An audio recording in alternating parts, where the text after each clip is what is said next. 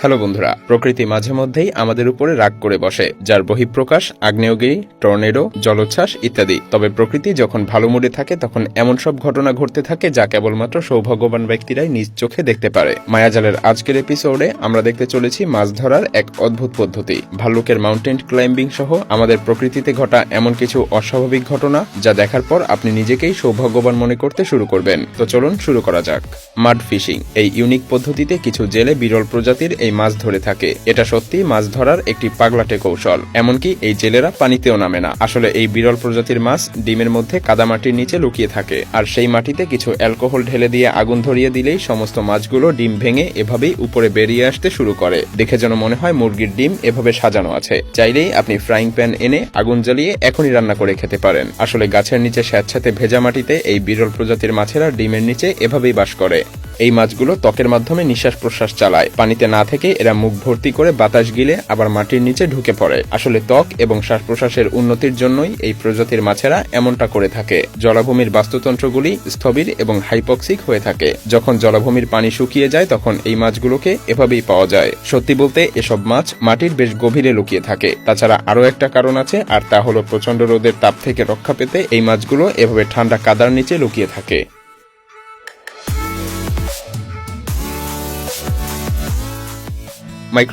মাইক্রোবাস্ট হলো ঘূর্ণায়নশীল একটি বজ্রঝড়, যা যে কোনো সময় যে কোনো জায়গায় নেমে আসতে পারে। এর ব্যাস হয়ে থাকে 2.5 মাইল পর্যন্ত। প্রাকৃতিক দুর্যোগ মানুষ এবং প্রকৃতির জন্য মাঝে মধ্যে বিপর্যয় ডেকে আনে। এমনকি এই প্রাকৃতিক দুর্যোগ বিমান চলাচলের জন্য মাঝে মধ্যেই বিপজ্জনক হয়ে ওঠে। যদিও এটা টর্নেডোর মতো অতটা দেখা যায় না, তবে এটা ক্ষতি করতে পারে ঠিক টর্নেডোর মতোই, এমনকি কখনো কখনো তার চাইতেও বেশি কিছু। প্রাকৃতিক এই দুর্যোগের মধ্যে বাতাসের গতিবেগ 150 মাইল প্রতি ঘন্টা বেগে বইতে থাকে। এটা বায়ুমণ্ডলের মধ্যস্তরের শুষ্ক বায়ু প্রবেশ করার কারণে শীতলীকরণ সহ বেশ কয়েকটি কারণে ঘটে থাকে। ঠিক যে সময়টাতে মেঘের বেজ হিমাঙ্কের উপরে থাকে, কোনো মাইক্রোবাস্টে বজ্রঝড় এবং শিলাবৃষ্টির মিশ্রণ দেখা যায়, আর এটা তখন ভয়ঙ্কর বেগে নিচে নেমে আসে। মূলত এগুলো 3 প্রকারের হয়ে থাকে: শুকনো, ভেজা এবং হাইব্রিড। এটা ঠিক তখনই গরম হয়ে নিচে নেমে আসে যখন কোনো এলাকায় বৃষ্টিপাতের পরিমাণ অনেক কম থাকে। আর ভেজা মাইক্রোবাস্টের কারণ বুঝতেই পারছেন। আর ভেজা এবং শুকনো মাইক্রোবাস্ট যখন একসাথে ঘটে তখন তাকে হাইব্রিড মাইক্রোবাস্ট বলে। স্মার্ট হিরন, হ্যাঁ আপনি ঠিকই দেখতে পাচ্ছেন।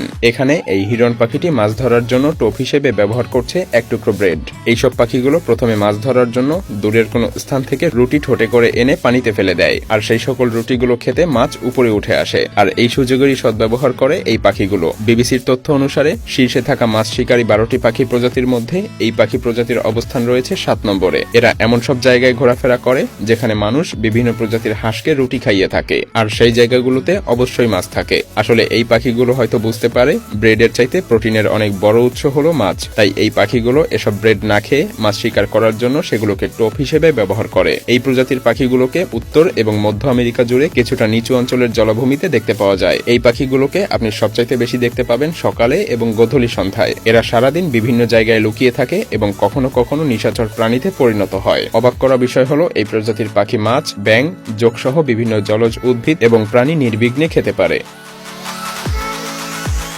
রক ক্লাইম্বিং বিয়ার্স, ভাল্লুকগুলোকে দেখে যেন মনে হচ্ছে উপরের দিকে এদের কোনো সীমানাই নেই। এদের ওঠার কৌশল দেখলেই বুঝতে পারা যায় এগুলো যদি আপনার পাশে থাকে তাহলে এরা এদের ভয়াবহ নখ দিয়ে আপনার কি অবস্থাটাই করতে পারে। মূলত এগুলো মেক্সিকান কালো ভাল্লুক, যা ভাল্লুকের বিলুপ্ত প্রায় একটি প্রজাতি। এদের ওজন হয় 90 থেকে 180 কেজি পর্যন্ত। তো বুঝতেই পারছেন এত বিশাল আকৃতির একটি প্রাণী এভাবে খারাপভাবে উঠে যাওয়া সোজা কথা নয়। এসব ভাল্লুক তার মাকে অনুসরণ করে খুবই সহজেই পাহাড়ে ওঠার এমন কৌশল রপ্ত করতে পারে। এগুলোকে 4 লক্ষ একর বিশিষ্ট টেক্সাসের সেন্ট্রালিনা পার্কেও দেখা যায়। টুরিস্টরা মাঝে মধ্যেই এগুলোকে দেখতে পায় যারা কিনা নদীর পাশে থাকে, কিন্তু এই ভাল্লুকগুলোকে দেখা যায় পাহাড়ে উঠতে। আসলে মানুষ যেভাবে পর্বত আরোহণ করে তার সম্পূর্ণ ব্যতিক্রমী একটি পদ্ধতিতে এই ভাল্লুকগুলো পাহাড়ে খাড়াভাবে উঠতে থাকে। যদিও পর্বতারোহীরা বিভিন্ন রকম সুরক্ষা অবলম্বন করেই পাহাড়ে উঠে থাকে, কিন্তু এই প্রজাতির ভাল্লুকগুলোর জন্য সেগুলোর কোনো কিছুর প্রয়োজনই নেই।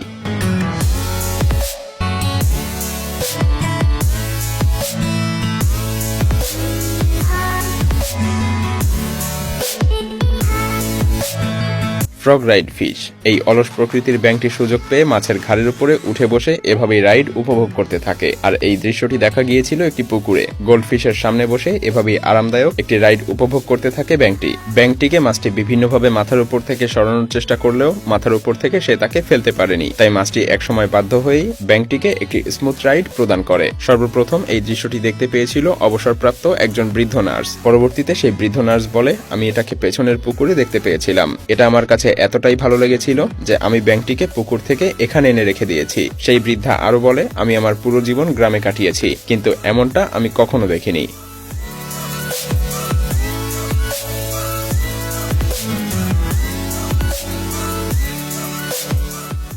Reverse waterfall. প্রবল বেগের বাতাসের কারণে সিডনিতে এমন দৃশ্য ধারণ করা সম্ভব হয়েছিল, অথচ এটি দেখে যেন মনে হয় এটি একটি বিপরীতমুখী ঝর্ণা, যেখানে পানি নিচের দিকে পড়ার পরিবর্তে উপরের দিকে উঠতে থাকে। এটা মাঝে মধ্যেই অস্ট্রেলিয়া, ভারত, জাপান, ইংল্যান্ড সহ পৃথিবীর বিভিন্ন প্রান্তেই দেখা যায়। সম্প্রতি এই দৃশ্য দেখা গিয়েছে অস্ট্রেলিয়ার রয়্যাল ন্যাশনাল পার্কে। কারণ ছিল বৃষ্টি এবং প্রবল বাতাস। উপকূল থেকে প্রতি ঘন্টায় ৪৫ মাইল বেগে যখন বাতাস বইছিল ঠিক তখন দেখে মনে হয় এটা গ্র্যাভিটির উল্টো দিকে কাজ করে। আসলে এটা সেই জায়গাতেই ঘটে যেখানে সমুদ্র থেকে প্রবল বাতাস উপরের দিকে উঠে আসে, এবং ঠিক সেই বাতাসের সামনের অংশেই থাকে এমন সব জলপ্রপাত। ভারতের মহারাষ্ট্রের পশ্চিমেও এমনটা দেখা যায়। এই জায়গাটির দূরত্ব মুম্বাই থেকে ৩ ঘন্টা, আর এটা হাইকারদেরকে আরো আকর্ষণ করে। এমন দৃশ্য দেখতে হলে আপনাকে বর্ষার মৌসুমে এসব জায়গাগুলোতে যেতে হবে।